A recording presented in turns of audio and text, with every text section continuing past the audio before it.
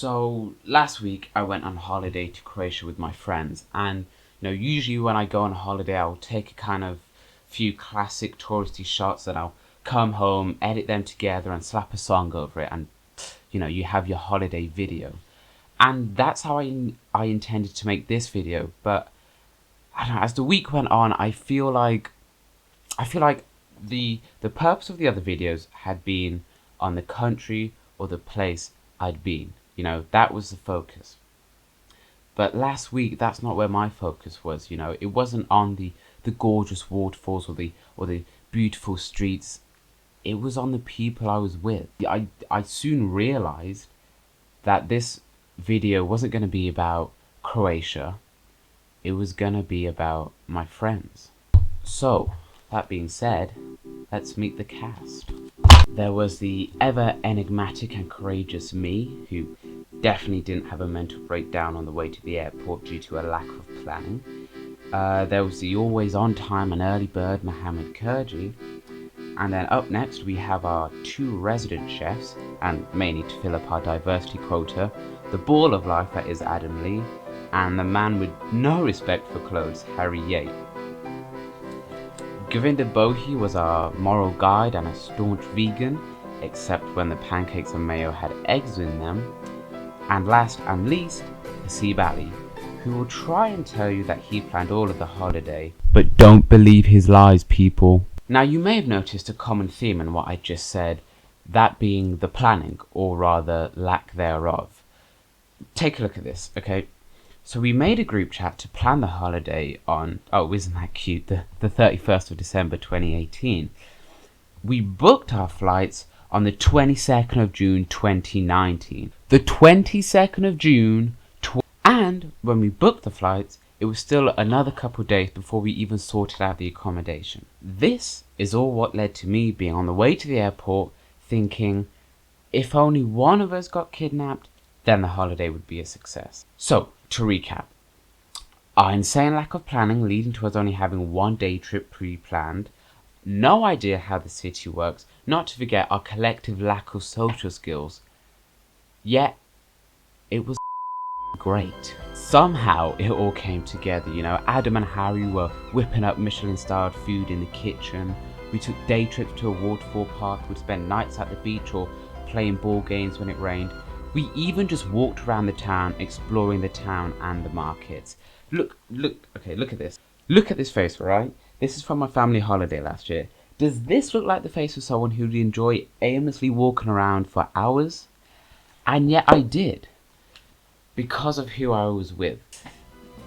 It wasn't just aimless walking, we were talking, making jokes, getting to know more about people I'd already known for 7 years. That's the weird thing about secondary school. I mean, when else in your life are you going to be legally required to spend 6 hours a day with your best mates? I mean, these guys were once strangers to me, and now I've grown up with them, and before I know it, I'm 18 years old, about to go off to university and faced with a scary reality that eventually I won't see them again.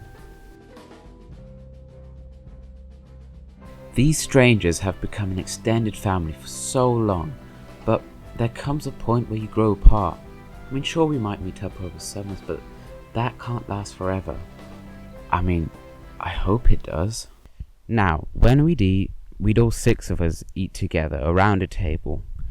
And you know what, some of us would just eat, others be on their phone, maybe talk to one another, but the fact is, we were together. And the pessimist in me couldn't help but wonder how many of us would still be around the table in 5-10 years. Life gets in the way. Now, I admit at this point the video is probably getting a bit depressing, but there is a point to all this.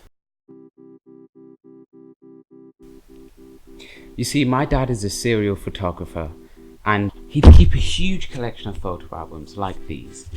And I don't know, I'd always liked the idea of being in a moment and wanting to preserve that moment. So you take a picture, and he couldn't review it or delete it. He'd have to go get the film developed and then put them in photo albums like these. And you know what, sure, maybe they all weren't works of art, but that's not the point. It wasn't about the aesthetics of the photos. It was about preserving a moment.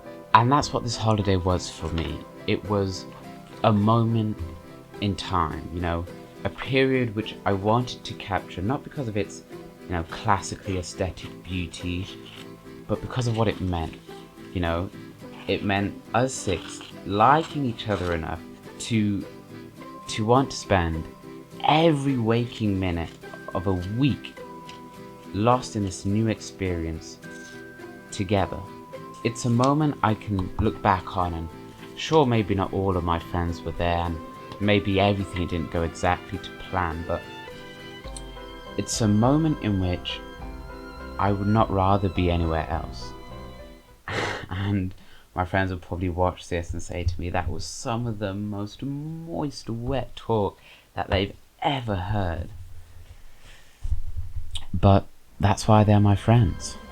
That's what this holiday was about, spending time with those people, laughing with them, joking with them, arguing with them, making those photo album moments which we can look back on in 30 years' time and know, no matter how close we may have kept in contact since, for those 7 days and more broadly these past 7 years, we were as close friends as they come.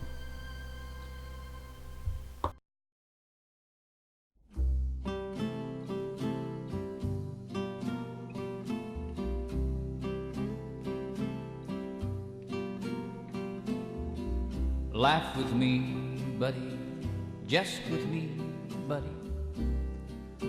Don't let her get the best of me, buddy. Don't ever let me start feeling lonely. If I ever needed you, buddy, you know now I really do, buddy. Don't ever let me start feeling lonely. I cry at the least little thing, buddy, and I'll die if you mention her name, buddy. Talk to me, buddy, stay with me, buddy. Don't let her get away with it, buddy. Don't ever let me start feeling lonely. Let's talk about things as they were, buddy. Before I got mixed up with her, but laugh with me, buddy, just with me, buddy. Don't let her get the best of me, buddy. Don't ever let me start feeling lonely.